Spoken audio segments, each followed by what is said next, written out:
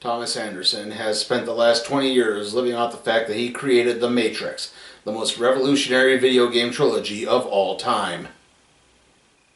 However, that success has come at an incredible cost. As it turns out, he's had a psychotic break, trying to take his own life, and he's even developed an unhealthy obsession with a mother named Tiffany, who bears a strong physical resemblance to the video game character of Trinity. Though his psychoanalyst has prescribed medication, Thomas's psychotic breaks begin to increase in intensity after news breaks that a new Matrix game is being produced, and he's had to abandon work on its follow-up, Binary. It's then that Thomas encounters a woman named Bugs, who hacked a mod of the old Matrix game that contained a rebranded Morpheus. She takes him to this new Morpheus, who reveals the truth, that Thomas, aka Neo, re-entered the Matrix a long time ago, and has been functioning within it ever since. Now that his mind is freed once more, Neo must rely on new friends to save Trinity, and an unlikely alliance with, of all people, Agent Smith. This is The Matrix Resurrections. Sorry, it took me a few takes to do that summary, so if it sounds a little jerky, that's what happened. Anyway, this is it's an idea. I mean, I'd heard a lot of rumblings that this was going to be a kind of big referendum on Matrix fandom and the expectations of people and, you know, the problems with fanboys, and I think even a little bit of how that whole red pill thing got taken off to the kind of wrong extremes, but yeah, there is a lot of that in this film. I do think it actually does a pretty decent job of working it in. I've stated this, I think, a few times. I was not a huge fan of the first Matrix film when it came out. I actually fell asleep during it. I mean, granted, I had just got my wisdom teeth removed, so yeah, that was a little bit of that too. But yeah, I kind of thought of it being a little overly pretentious, and I've come to appreciate it a little more in recent years. That being said, the two sequels I found to be kind of so up there, you-know-what's with everything that I just could never really get into them, and I thought that, I did not find out until sometime later that the only reason the Wachowskis did those was because, again, Warner Brothers basically said, well, we're going to do these whether you like it or not. So, if you want your story, you better sign on to do them. And that's kind of what they did. They were basically strong-armed into doing this, and you see that happen in this film. Like I said, they even say, Warner Brothers video games, basically, basically says, we're going to do a new Matrix game, and and Thomas Anderson has to work on it or he can't do his other thing, which is called Binary. And yeah, I will say this, there's not really a lot of subtlety in this movie at all. I mean, literally, the follow-up to The Matrix is called Binary. The company that Thomas Anderson works for is called Ex Machina. Really? Yeah.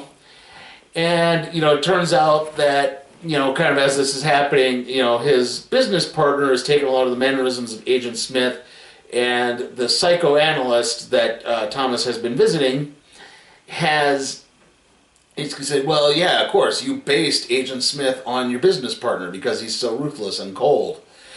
And, kind of as this whole thing kind of starts to unfold before it, that it turns out that the business partner is Agent Smith, and and it doesn't take much to free his mind. All he has to do is see this kind of fight break out, and that's what opens his mind. And when this happens, Thomas is actually tinkering with some old code for his Matrix game, and he puts in a little mod. And this mod gets hacked by a woman named Bugs and her friend Seek, and and she goes visiting. She goes transiting through here, and she sees what appears to be it looks more like an actress playing Trinity than it does Carrie-Anne Moss. But yeah, what appears to be Trinity being taken down by a group of agents. This didn't happen in the game. What's going on here? And wait, this is wrong. And she bumps into this one African-American who kind of, follows her into this key shop and pulls her into this room as the agents come busting in. And she realizes this is Thomas Anderson, a.k.a. Neo's apartment. And from there, she pieces together that he's Morpheus, and that awakens, and she gives him the red pill that awakens his mind and makes him realize he's Morpheus. And so they now need to work on trying to find Neo. And she explains that her mind was freed when she saw his suicide attempt after the Game Awards. And yeah, I'll try not to get too spoilery. I'm sorry, but I think I have to explain a lot with this movie sometimes, just to kind of get to the point. But yeah, once Neo is returned to being Neo, it's kind of revealed that there was a truce between humanity and the machines, and then suddenly but because when all the humans were freed, the machines didn't have enough energy reserves anymore. It caused kind of a civil war to break out, and this new power emerged, and that new power kind of re-enslaved Neo and Trinity at one point, and has isolated them and raised a new batch of humans to basically live in this new form of the Matrix. But it's the idea of fiction and fictional characters, because maybe people like living, people don't want to know the truth. Maybe they don't really want freedom. Maybe they just want the comforts that they have and not to be ripped out of them and taken away from them. And as this happens, like I said, there's a unique turn with Agent Smith and this analyst, the psychoanalyst character that shows up. And that also ends up playing a very unique role in all of this. And I'll try, like I said, I'll try to ease off the spoilers. But, so, yeah, I'll try not to get too spoilery into there.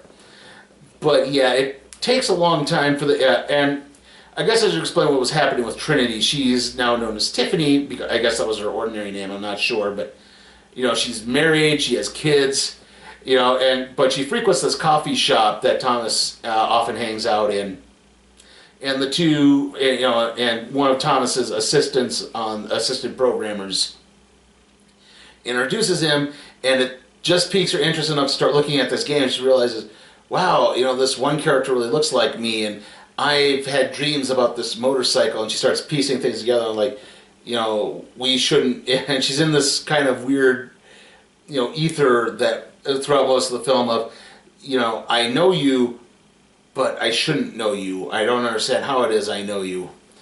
And that sort of, and it's kind of this idea to get her to remember, but, once they freed Neo, they can't go, it basically closes all the action points to try to get back to Trinity, so they have to try to find another way. And on top of that, the remaining humans in this new Matrix, this new non-Matrix I'm going to call it a new Matrix just for the sake of it.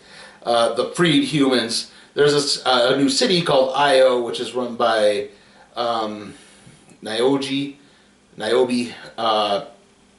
Pinkett Smith's character. And, they've been, working with some robots that have gained a bit of sentience to begin, kind of vitalizing the earth and growing crops and growing food and farming. And they've been kind of living in isolation because this new, this new system that kind of took over the Matrix purged a whole bunch of it, including Morpheus, the original Morpheus, and the Oracle. And from there, so that's kind of like, we're tired of constantly being attacked. We're tired of war. We need to just kind of live in peace. So there's been kind of this uneasy divide that just exists enough for everyone to live, so Bugs actually works with those people, but she goes on her own to try to free Neo and Trinity, basically. And then it all comes down to saving Trinity at the end. So, okay, that's where I'll get that done. I'd say overall, like I said, this, unfortunately, what the story tries to, I don't know if this was intentional to just kind of throw metaphor against the wall, but yeah, like I said, metaphors are not subtle in this at all. It's pretty obvious, like, yes, this is kind of a referendum on people who were maybe a little too slavishly devoted to the Matrix and, maybe overthought it, and, the over-commercialization and all of that. So, yeah, I mean, from, Warner Brothers' strong strong-arming the Wachowskis into the sequels, to, again, people not understanding that the Matrix is more than just bullet time effects and cool action sequences. It was supposed to be more of a, a deeper thing, but even on top of that, not getting what the metaphors were supposed to be. Like, you see them as they're plotting out this new Matrix game. Excuse me. Sorry. As they're plotting out this new Matrix game. Sorry. Again. My throat's drying out. As they're plotting out this new Matrix game, they are trying to, they're formulating a plot that's like, what is the Matrix about? And one guy's like, you know what, I didn't like the first movie. It wasn't enough action. Boom, boom. The Matrix is, mayhem and bullet time effects and cool action scenes and wire work and I know kung fu and all that stuff. And they think it should just be nonstop action, or, no, it's about a bunch of them are using words like, it's, crypto-fascist, cyberpunk, non-binary beliefs, and progressive attitudes and socialism, and da-da-da. It's like they're throwing all of these buzzwords into this, and you can just see, like, as this is happening, you can see, Keanu Reeves, it's just kind of like, what are you talking about? You're just using words I don't think you understand the meaning of. So yeah, like, those parts are actually really fun. There's also a joke about Neo and the ability to fly that plays off really well at one point. And like I said, there's actually some really good humor in this, which I think has been sorely missing throughout most of the original Matrix trilogy. There's some good jokes with Agent Smith. I do like the character of the analyst when it shows up. So I do think a lot of that works. That being said, because I think this was just one giant complaint, I can't quite give a full recommendation to it. I'd say if you were someone who was soured by the Matrix sequels, and I can understand why you would. Those were, like I said, a little overly thought out. I think this would actually satisfy your desire for a proper Matrix sequel. That being said, it's still going to leave you kind of feeling a little bit like, wow, they maybe don't really like us that much, do they? It might leave you with a little bit of a bitter taste in your mouth, and I'm not entirely sure how you would feel about that. That's why I'm going to give The Matrix Resurrections a B. Still pretty enjoyable, but yeah, just about as subtle as a doorknob to the face, or whatever the phrase is. I'm tired. Greetings, theater attendees. Right now, as you sit in your comfortable seats, viewing your filmed entertainment, perhaps enjoying something from the concession stand, consider this. The active human body can generate up to 12,000 BTUs of body heat. Pure, precious, life-giving energy. It is unfortunate your collective, puny little minds couldn't figure out a way to harness this energy, put it to good use somehow. But that's beside the point. The point is, to keep generating all that energy, your body needs to be replenished. So, drink your Powerade. We have quotas to meet.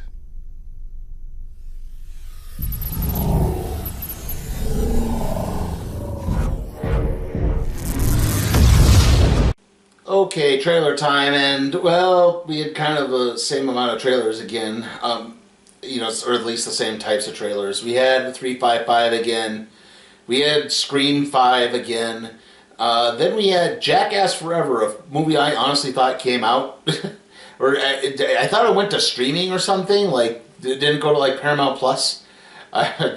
Anyway, then we had Moonfall again, and then we had our new trailer next to Jackass Forever, but it was The Black Phone, the new Blumhouse horror movie where Ethan Hawke plays a child abductor, and he abducts this little kid who has a friend who is a girl who's getting psychic visions about him, and this kid himself is getting ghosts of all the previous child abductors' victims, and how they're all sort of working together to get revenge on him.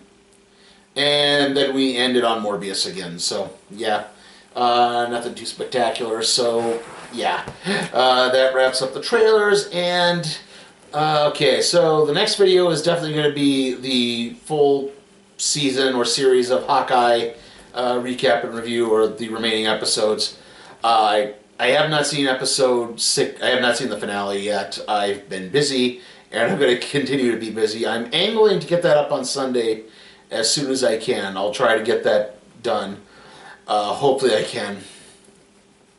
Again, it's busy and it's the holidays. Sorry. This video should be going up on Thursday. Like I said, the next video is Hawkeye. Then the next video after that is going to be the Book of Boba Fett. I don't know if they're doing the first 2 episodes for that or what exactly, but yeah, they'll be the part 1 review, I'll call it. And then we will do the random trade review on Rick and Morty Volume 1, and then WWE Day 1. No rest for the weary. See you all next time.